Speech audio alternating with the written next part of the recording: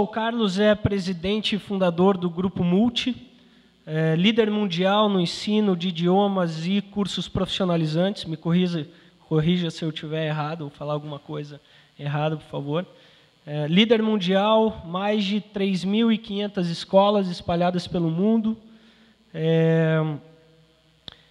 A maior rede de franquias desse setor do planeta.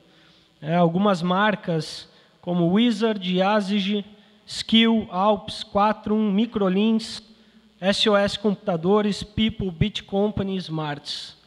Talvez tenha uma recente que você fez aquisição, que é a EasyLearn.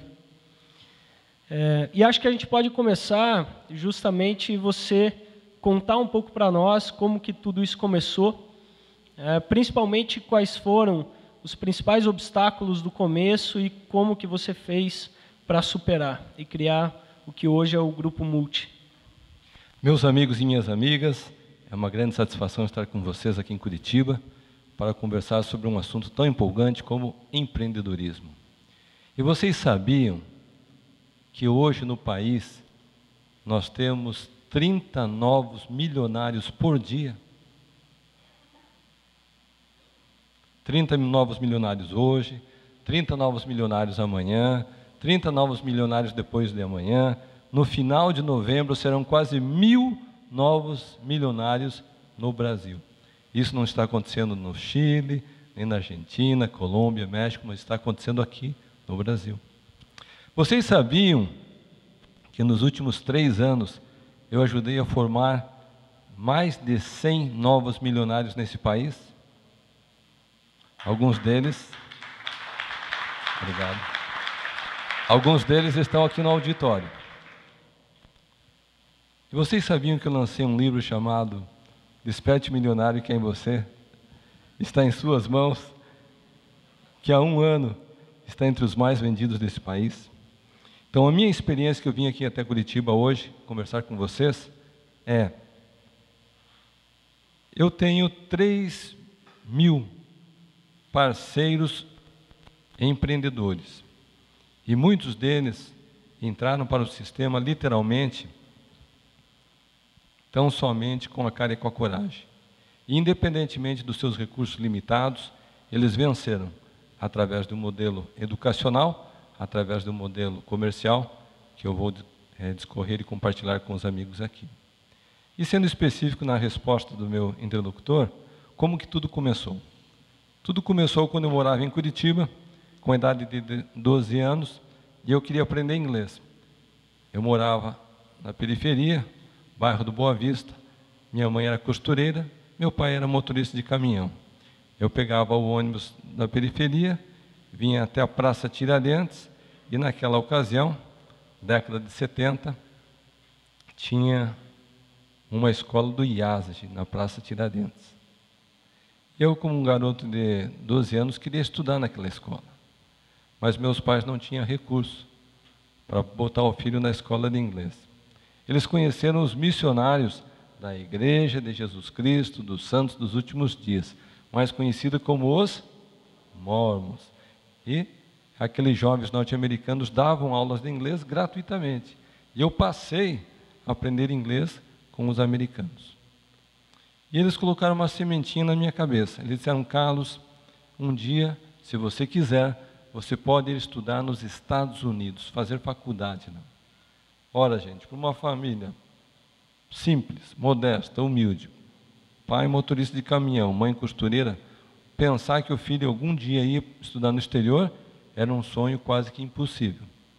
Mas eles diziam: o sucesso acontece quando a preparação encontra uma oportunidade. Comece a estudar inglês desde já.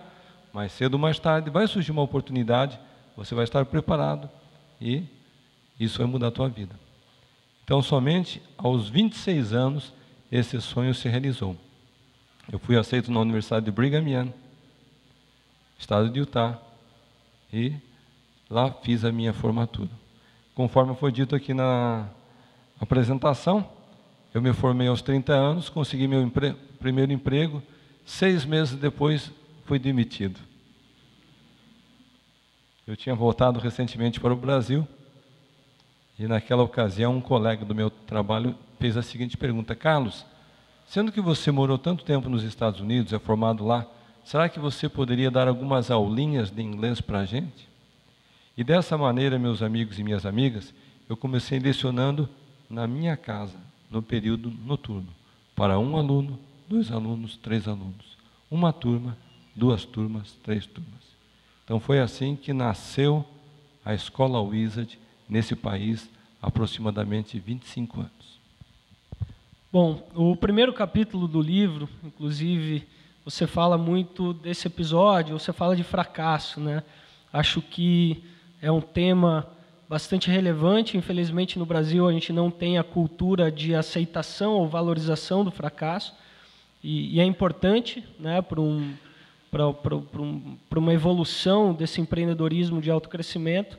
E a gente sabe que é muito difícil dar o primeiro passo. Muitas vezes a teoria, todo mundo sabe, né, que tem que superar, que tem que passar por cima de barreiras, mas na prática realmente é difícil dar o primeiro passo. A pergunta é, como é que você fez isso, né? Então você fala que naquele momento você se sentia um pouco preso e você devia se libertar, né, daquilo que você estava vivendo e tudo mais. O que você diria aqui para todo mundo? Como é que é dar o primeiro passo em relação ao fracasso? Eu acredito, gente, que toda pessoa que chegou ao topo, antes de vencer, ele passou pelo abismo do fracasso. Então a diferença entre quem vence e quem fracassa é que o fracassado ele aceita o fracasso como uma condição permanente, contínua. E aquele que vence, ele somente vê aquela situação negativa como uma fase de transformação, de preparação, de amadurecimento, crescimento, e como é que ele vai evitar aquele erro e fazer diferente na próxima vez. E, de certa forma, cada empreendedor é um sonhador. Eu costumo comparar o empreendedor como um indivíduo que vai atravessar um túnel escuro. Na realidade, a gente gostaria que o túnel fosse bem clarinho, iluminado, cheio de sinais, nos indicando os perigos e as oportunidades, mas isso não acontece. Nós atravessamos aquele túnel escuro como se tivéssemos uma lanterna que só nos desse 1 metro, 2 ou 3 de faixa de luz. Mas eu descobri que aqueles que têm a coragem de agir e atuar naquele 1, 2 ou 3 metros de luz, tão logo eles percorram aquele trajeto, eles vão ter mais 1 metro, 2 ou 3 de luz. E se a pessoa perseverar naquele túnel escuro, ele consegue fazer a travessia completa até ver a luz no final do túnel. Legal, acho que você também podia continuar contando a evolução, né? Acho que você deixou muito claro que uma coisa vem depois da outra, no sentido que você teve um primeiro aluno, depois o segundo, a primeira turma, a segunda. Mas quando é que você realmente percebeu que esses primeiros alunos ou primeiras turmas, eles eram de fato um negócio? E quando que, enfim, isso passou a ser a escola Wizard, e depois quando que isso passou a ser uma rede de franquias e tudo mais? Eu gosto muito do livro Os 7 Hábitos de Pessoas Altamente Eficazes, do autor já falecido Stephen Covey, em que ele cita, num dos seus princípios, begin with the end in mind.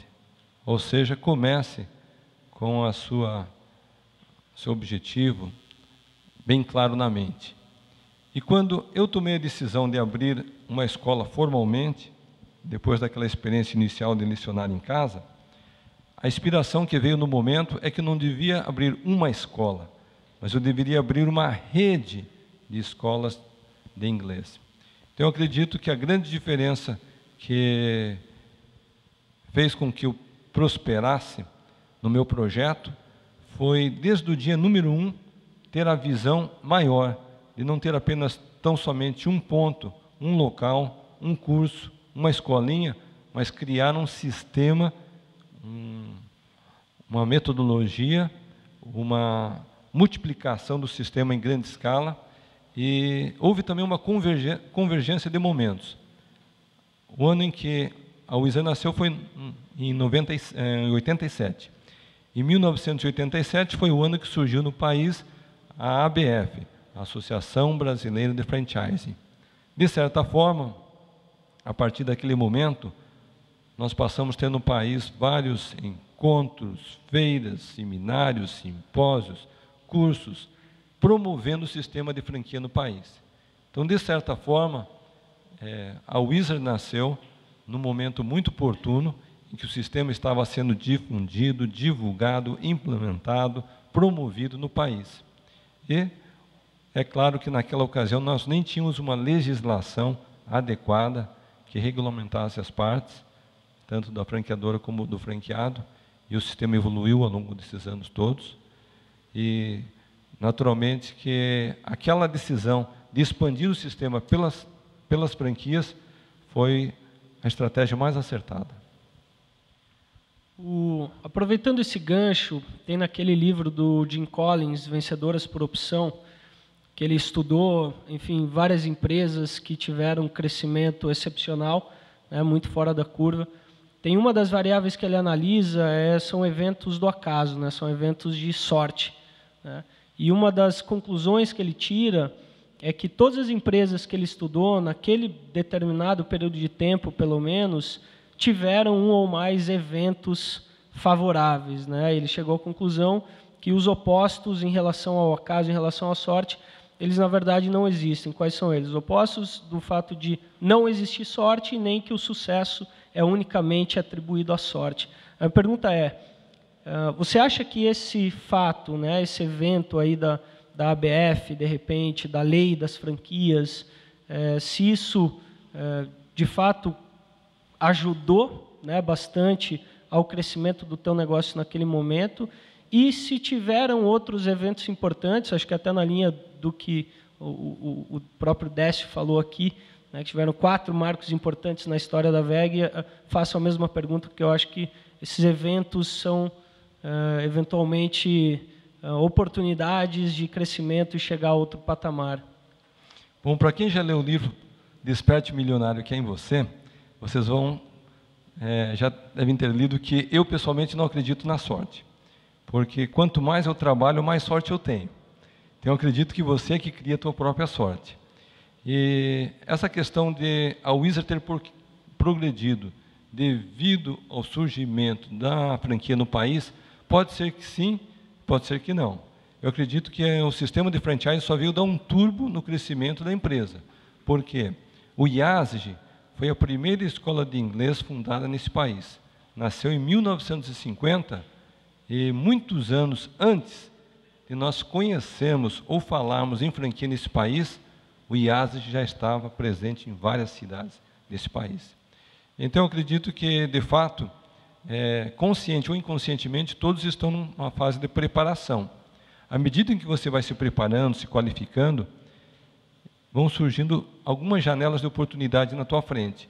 E se você estiver pronto naquele momento de convergência em que surgiu a oportunidade na tua frente, aquilo sim vai impulsionar a tua carreira. Eu acredito que foi o que aconteceu com o IASG e com a experiência Wizard. A rede IASG já existia, a Wizard passou a existir a partir de 87, com o sistema de franchising, ela só pegou um turbo dali para frente.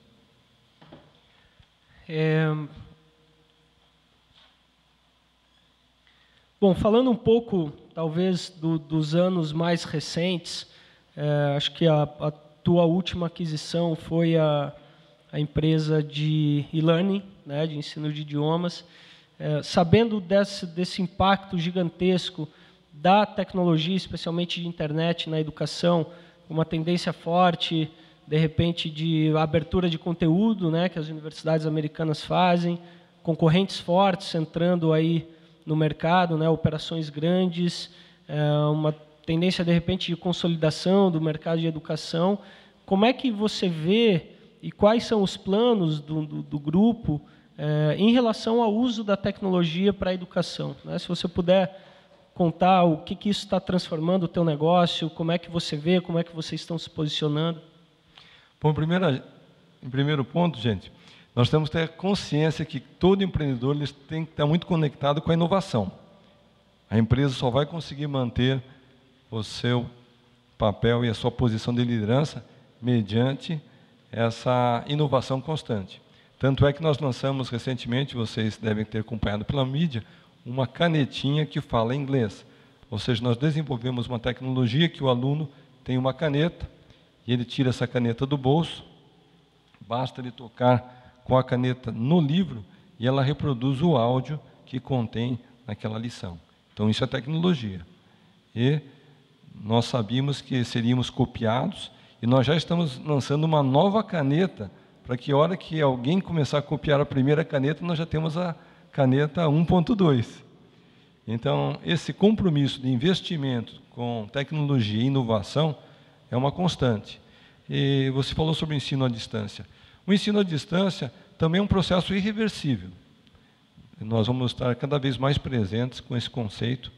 Eu estive há pouco visitando a IBS aqui em Curitiba, falando com o professor Judas Tadeu, e é uma tendência hoje, não somente nacional, mas mundial, de nós termos cada vez mais presentes o ensino à distância.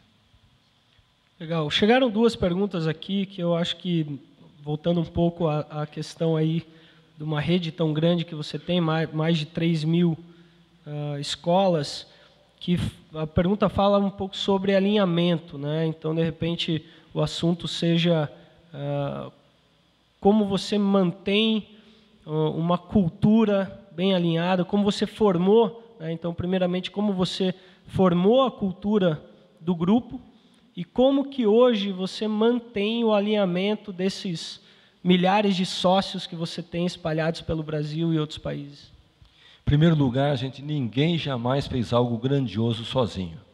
Nós vimos aqui exemplos de empreendedores grandiosos que me antecederam, todos venceram porque eles se rodearam de pessoas qualificadas, talentosas, competentes, profissionais, que doam de si para uma causa, de forma tal que aquele sonho não é mais um sonho individual, mas é um sonho coletivo. Então, no nosso caso, que praticamos franchising com escolas em todos os estados brasileiros, a qualidade, o padrão, a uniformidade de atendimento, procedimento, especialmente de ensino, ela precisa ser o ponto mais valorizado do sistema.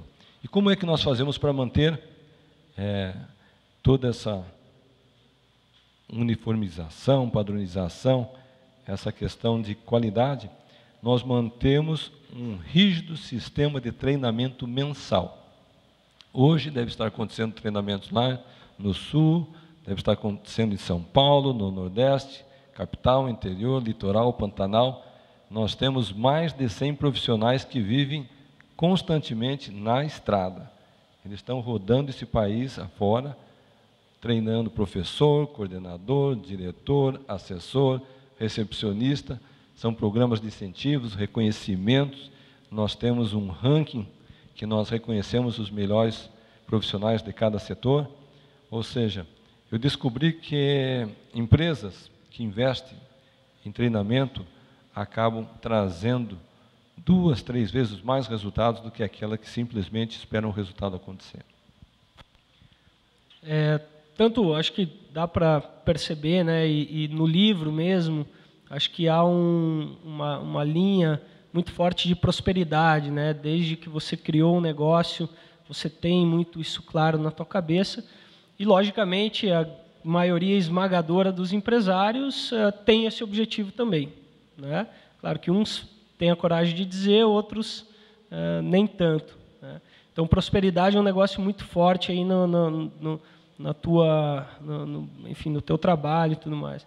E acho que recentemente saiu uma reportagem, se não me engano, na Forbes, falando que você teve um episódio com o Safra, um diálogo que vocês tiveram, em que você perguntou para ele o que fazia, né, ele acordar cedo todo dia, no caso dele pegar o helicóptero dele até o escritório, depois de tanta riqueza acumulada, porque acho que isso tem muito a ver com legado, que é uma coisa que se fala muito hoje em dia, né, de não simplesmente fazer pelo dinheiro, mas é para construir um legado, né, ter um ideal, tudo mais. Então a pergunta é, se você puder nos contar esse episódio com o Safra e qual é a tua visão sobre isso, eu acho que seria muito bacana. Alguns anos atrás, eu fui convidado a acompanhar meu amigo Joseph Safra para irmos de São Paulo até Utah.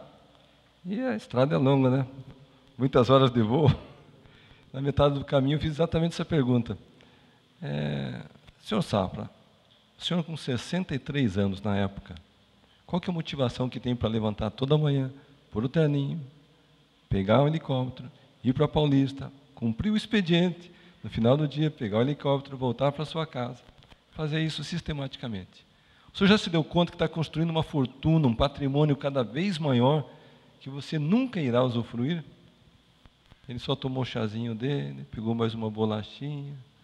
Ele disse: Carlos, mas você já notou que depois de um certo grau de conforto e de conveniência, todos nós estamos construindo um patrimônio que nós nunca iremos usufruir? Eu disse: mas então, seu Safra, qual que é a motivação? Ele disse: a motivação, Carlos, é fazer aquilo que você gosta, aquilo que te dá prazer, é saber que você está gerando emprego para esse país, gerando riqueza, contribuindo para a sociedade. De alguma forma, você está transformando a cultura do Brasil. Então, a partir daquele momento, eu vi que o conceito de prosperidade é muito maior do que você pôr um dinheiro no bolso e ir para casa no final do dia, no final do mês. E qual é teu sonho grande aí para frente? O que permeia teus pensamentos dos próximos anos? Então, depois desse encontro com o meu amigo Safra, eu passei a ver o mercado de forma diferente. E hoje, quando as pessoas me perguntam qual é o meu grande sonho, é transformar o Brasil num país bilíngue. Porque hoje apenas 2% da nossa população, lamentavelmente, somente 2%, falam inglês fluentemente. Então temos um desafio gigantesco de transformar esse país num país bilíngue. Legal, já caminhando para o final, que estão me avisando aqui do tempo, tá? Tem uma última pergunta. Acho que é justamente desses planos aí para o futuro. Há uma tendência muito forte, então, da consolidação, né, no setor educacional, grandes grupos. Você mesmo lidera um grupo muito relevante e representativo, e há algum tempo ouve-se falar em relação à abertura de capital, que, enfim, para captar mais recurso, para se tornar mais forte, esse tipo de coisa. Então, a pergunta é, se você puder, é claro, revelar quais são os planos do grupo para crescimento, né, para expansão, seja aqui dentro do país, seja na América Latina, outros países. Eu também estive lendo, sei que você é um fã do mercado chinês, acho que o mandarim é o segundo ou terceiro idioma, o segundo idioma mais importante de ser aprendido. Então, quais são os planos aí para frente, incluindo essa questão de abertura de capital? Então, há 2 ou quase 3 anos agora, nós tivemos um aporte de 200 milhões de reais pelo Fundo Quineia ligado ao Banco Itaú. E eles passaram a ter uma parte minoritária de uma empresa. Agora, a hora que um banco faz um cheque de 200 milhões de reais e deposita no seu negócio, deposita na sua conta, eles não vão querer ficar sentados lá de braços cruzados vendo a gente dando aulinha de inglês. Certamente eles estão vendo esse negócio muito maior do que nós mesmos estamos vendo. E qual que é a visão deles? É a abertura de capital.